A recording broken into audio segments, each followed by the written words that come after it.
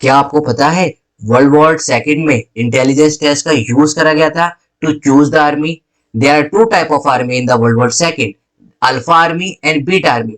क्या क्या क्रीडेंशियल थी उस आर्मी को चूज करने के लिए? कौन सा इंटेलिजेंस टेस्ट यूज करा गया था सोल्जर्स के द्वारा? किस साइंटिस्ट ने ये इंटेलिजेंस टेस्ट को यूज करा था?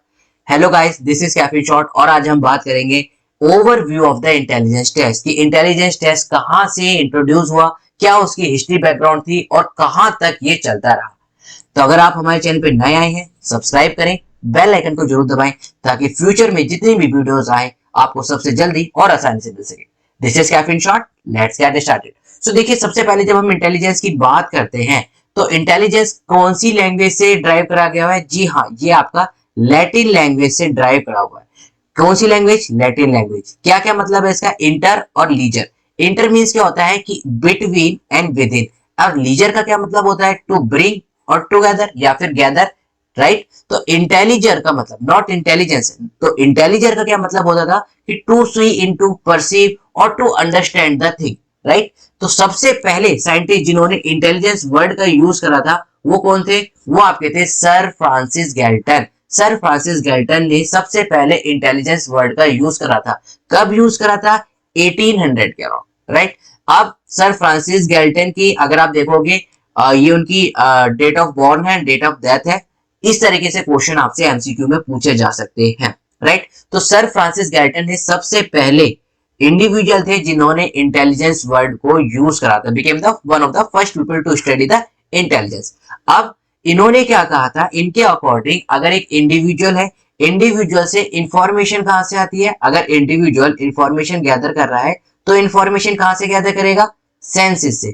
और सेंसेस से गैदर कर रहा है, दैट मींस उसके क्या है? Sensory memory, right. बिल्कुल ठीक है, सेंसेस से जो हम इंफॉर्मेशन गैदर करते हैं that is sensory memory, right. तो उन्होंने कहा कि अगर एक इंडिविजुअल इंफॉर्मेशन को गैदर अच्छे से कर रहा है दैट मींस उसके सेंसेस क्या है? वेल डेवलप है।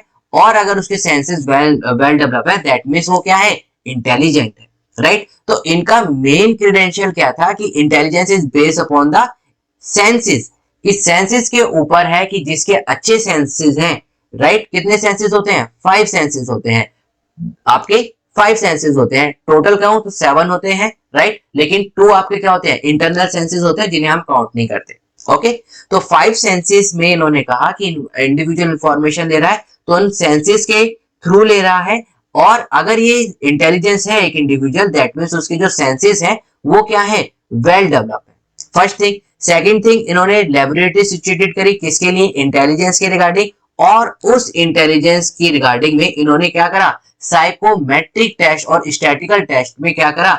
इवॉल्वेशन स्टार्ट कर दी, एवोल्यूशन स्टार्ट कर दी कि उनको पर्टिकुलर टेस्ट दिखाए गए कैसे मेजर करना है, किस तरीके से इनिशिएट करना है। तो ही is the Pioneer in the psychometrics and the statistical method. और सबसे पहले साइंटिस्ट थे जिन्होंने इंटेलिजेंस को यूज करा, इंटेलिजेंस वर्ड को। उसके बाद आपकी टर्म आती है आईक्यू। देखिए, सबसे पहले वर्ड यूज हुआ, उसके बाद आपकी टर्म आई आईक्यू। आईक्यू टर्म कहां से आई? IQ come from the term intelligence quotient, first coined by the German psychologist William Stern के द्वारा। ये जो टर्म है ये आपकी आईक्यू टर्म दी गई थी। अब विलियम स्टर्न कौन से थे? जर्मन साइकोलॉजिस्ट थे, राइट। इस चीज का भी आपको ध्यान रखना है। तो सबसे पहले आईक्यू, ध्यान रखिए, IQ intelligence quotient, not intelligence. Intelligence दी गई आपके सर फ्रांसिस गैल्टन, आईक्यू दी गई विलियम स्टर्न के द्वारा। उसके बाद क्या हुआ? अब ये कब दी गई थी आईक्यू की टर्म? ये आपकी स्टार्टिंग की 1900 सेंचुरी में दी गई थी। अब जब ये टर्म आपकी वाइड स्प्रेड होने लगी तो उसके बाद 1905 में एल्फ्रेड बीनट और थियोडोर सिमन ने सबसे पहला इंटेलिजेंस स्केल टेस्ट को पब्लिश करा, जिसने उन्होंने नाम क्या दिया? बीनट और सिमन, दोनों के सरनेम दोनों को कंबाइन कर दिया, बीनट सिमन इंटेलिजेंस स्केल टेस्ट, ओके। इस चीज का भी याद रखना है। 1900 के टाइम आपकी क्या आई? आईक्यू। और 1905 में आपका क्या आया? बीनट साइमन स्केल टेस्ट, सबसे पहला जो आपका इंटेलिजेंस टेस्ट था, ओके। अब इनका मेन क्या था? इन्होंने फ्रांसिस की जो आपकी गवर्नमेंट थी उन्होंने कहा कि बच्चे जो है, नॉर्मली बच्चे और मेंटली रिटार्डेड बच्चे, स्पेशली लेजी बच्चे, उनको दोनों को सेपरेट करा जाए ताकि हम करिकुलम को दोनों के लिए अलग अलग डिफाइन कर सके, मेंटली रिटार्डेड बच्चे और नॉर्मल बच्चे। तो इंटेलिजेंस स्केल को यूज करा गया। कौन सा इंटेलिजेंस स्केल था? आपका बीनट एंड सिमन स्केल या फिर बीनट सिमन इंटेलिजेंस स्केल टेस्ट। ओके, इस टेस्ट के कंपोनेंट क्या थे जो उसके अंदर आते हैं? ये आपसे यूजीसी में काफी बार पूछा गया है। What are the components of the test that are used in the Binet Simon scale test? Logical reasoning, finding rhyming word और नेमिंग ऑब्जेक्ट। तीन तरीके से, तीन कैटेगरीज में ये डिफाइन करा गया था और these are the component of this test.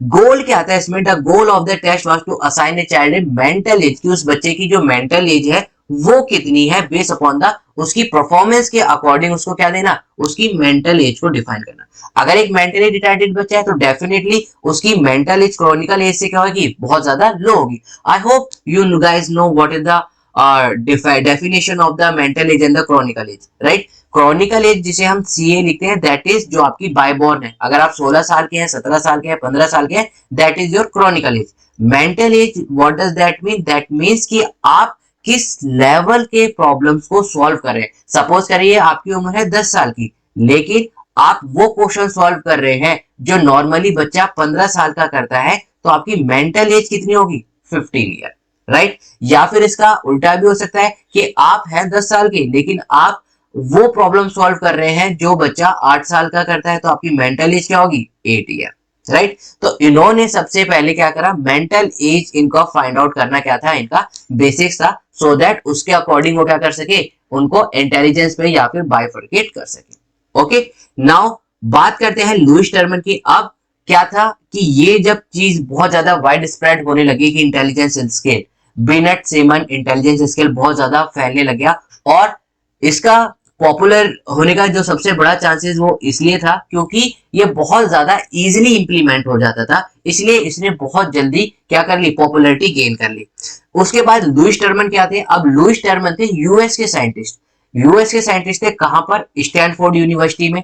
अब उन्होंने क्या करा कि उन्होंने उस टेस्ट को जो था बीनेट समन इंटेलिजेंस स्केल टेस्ट, उसको हल्का सा मॉडिफाई कर दिया, हल्का सा मॉडिफाई कर दिया। और इसमें उन्होंने क्या यूज कर दिया? इसमें उन्होंने जो आप देखोगे वर्बल पार्ट को इंट्रोड्यूस कर दिया कि हम वर्बल चीज को क्योंकि अकॉर्डिंग देखेंगे। अगर आप देखोगे ऊपर वाले में वर्बल पार्ट यहां पर नहीं है, इन्होंने क्या करा, वर्बल पार्ट को उन्होंने ऐड कर दिया।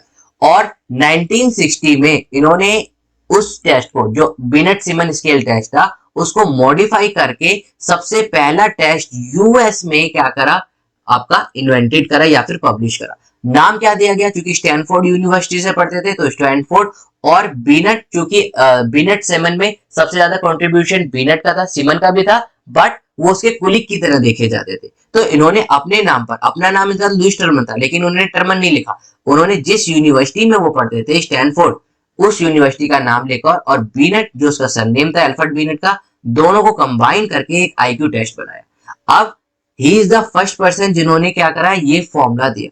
Lewis Terman is the one जिन्होंने आईक्यू निकालने का फॉर्मूला दिया, that is mental age divided by chronical age multiply by the 100। Okay, कई बार बच्चे कंफ्यूज हो जाते हैं कि मेंटल एज ऊपर आनी है, क्रॉनिकल एज ऊपर आनी है, तो ध्यान रखिएगा कि अगर आप एबीसीडी देखते हैं तो एम क्या होता है, बड़ा है, तो बड़ा है तो ऊपर आएगा और जो छोटा है वो नीचे आएगा।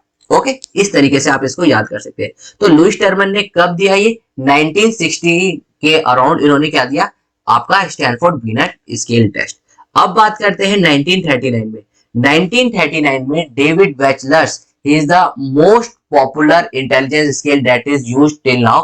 इन्होंने क्या करा, publish the first intelligence scale test explicitly design for the adult population.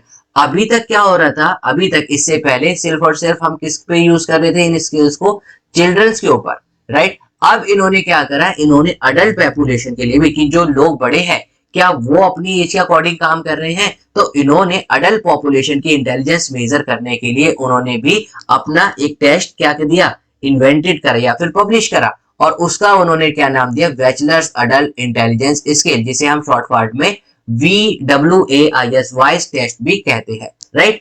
अब अगर मैं बात करूं, मैंने आपसे क्वेश्चन पूछा था कि किस साइंटिस्ट ने यूज करा था आपका intelligence scale test to conduct the army, तो वो थे आपके सबसे पहले लुईस टर्मन। लुईस टर्मन ने यहां पर इंटेलिजेंस स्केल टेस्ट में, क्योंकि उन्होंने क्या किसकी बात करी थी, वर्बल की बात करी थी, उन्होंने कहा था कि इंडिविजुअल उन्होंने वर्ल्ड वॉर सेकंड में दो आर्मी बनाई, अल्फा आर्मी और बीटा आर्मी। उन्होंने कहा कि जो इंडिविजुअल अच्छी इंग्लिश बोल रहा है, दैट मीन्स वो क्या है, वो ज्यादा इंटेलिजेंट है as compare to the those people who are non native और those people who can not speak English properly. तो उन्होंने दो टाइप ऑफ द आर्मी में यहाँ पर इनको डिवाइड करा, अल्फा आर्मी जो कि वर्बल या फिर कह सकते हैं आप इंग्लिश अच्छा बोलते थे, और बीटा आर्मी जो कि इंग्लिश अच्छा नहीं बोल पा रहे थे।